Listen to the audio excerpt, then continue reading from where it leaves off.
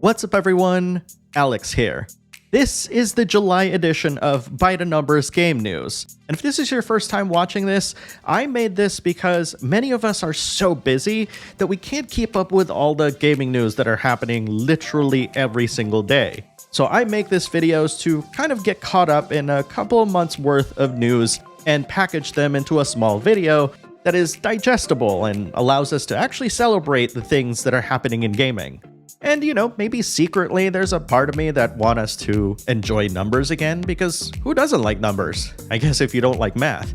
Additionally, once again, if this is your first time here, I cover a lot of RPGs, Japanese games, indie titles, and more here on Backlog Battle, so consider subscribing to the channel for more of that kind of content. Alright, let's jump into the news. By the end of March, Bandai Namco announced that Elden Ring sold 13.4 million copies. Now, by this point, a lot of people are saying that this is probably going to win Game of the Year this year, and I can't really disagree with them. It's very difficult to kind of see what other games are going to take that top spot away from Elden Ring, and at the same time, I do understand people's reluctance in trying out the game, especially since you've probably seen a million YouTubers and Twitch streamers actually play it. But I gotta say, I still love the game. I'm literally at the last boss. I don't want to beat it because I don't want to stop playing the game, but it certainly lives rent-free in my brain right now, so they did a good job with that. Awesome. As of June 28th, Nier Automata sold 6.5 million copies. Now, that's both physically and digitally sold. Nier Automata has been tremendous in increasing the popularity of the Nier franchise, which resulted, of course, in the release of Nier Replicant, version 1.22474487139. Yes, I memorized that. And, of course, Nier Reincarnation, which is the mobile game. I know a lot of you guys don't like mobile games, so I'm not even going to get into that. The fact that it's also going to come out on Switch pretty soon, I mean, even more people are probably going to play it. But let's be honest, though. How many of you guys out there have never played Nier Automata? Post your thoughts in the comments below, and I want to hear from you. What's making you reluctant in playing this game? Because I really think you should. We've got a whole bunch of Final Fantasy VII announcements right here. The remakes of Final Fantasy VII is officially going to be a trilogy. Along with this announcement, they also unveiled that Final Fantasy VII Rebirth, which is part 2 of this trilogy, is slated to come out in winter of 2023. But that wasn't the only announcement that they had in store, because this year, while we're waiting for Rebirth to come out next year, Crisis Core Final Fantasy VII Reunion is coming out winter 2022. Now, a lot of people are saying that this is meant to be a December release. I don't know how accurate that is, but if something does get announced a lot more clearly between this recording and when this video comes out, I'll make sure to post it as a pinned post in the comments. What's really cool about the reunion is that the story won't be changed at all, but it will look in line with the Final Fantasy VII remake. So it's going to be dolled up and given a glow up, so to speak. And it's also going to have some improvements to smooth out the gameplay from the original. I am kind of eager to see how this is all going to turn out because, once again, the story is going to just be retained from the original with refinements and adjustments to the gameplay so that it feels a lot better, especially for this day and age. So I can't wait to see how the finished product actually turns out. This I'm really excited about as a longtime Mega Man fan. And for the longest time, the Backlog Battle community has wished that this would happen at some point in the future, and we finally have confirmation of it. All 10 Mega Man Battle Network games are coming out in a collection in 2023. This is huge, and if you've never played the Mega Man Battle Network series, just imagine like Mega Man if they made it into a turn-based RPG. It's pretty much what it is. Now, I'm gonna admit, I never played it, and yes, I am forever shamed as a self-proclaimed Mega Man fan. But as with most remasters, remakes, re-releases, what have you, this is a fantastic opportunity to right this wrong for me, and to learn what the fuss is all about. And of course, I'm not just speaking of myself, but also to anyone who never had a Game Boy Advance, or whatever platforms the games came out on after that. And I think this is awesome. 10 games in the Mega Man Battle Network series. Hopefully the localizations are kind of intact, because I've heard that the localizations are a bit cheeky and a bit funny, especially for the time, but we'll see how much of that's actually retained, because maybe there's some sort of weird mistranslations that might invoke something different in 2022, or in this case 2023. Super excited for this. I would imagine there's only one thing that comes into your mind when you see these three numbers, and if it's the same thing that I'm thinking of, I think you're on the ball with this, because Persona 3, 4, and 5 are no longer just PlayStation exclusives anymore, as all three titles are receiving releases on the Nintendo Switch and Xbox. And by the way, if you have Game Pass, it's also going to be on Game Pass. A little bit of clarification here. Persona 3 is going to be the PSP version, which is Persona 3 Portable. Now, a lot of longtime fans are probably questioning, why the hell the PSP version? We have FES, and admittedly, a lot of people are really upset by this.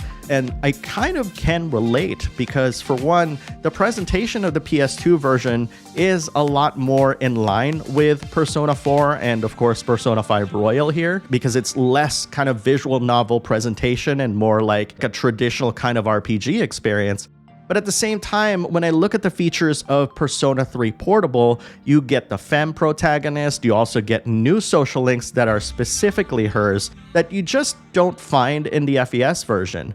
Now, I know that naturally the FES version continues the story of C's after the events of Persona 3, so I'm kind of wondering if Atlus is taking a stand here by saying like, this is more important than the FES release. Something to ponder for fans of Persona 3.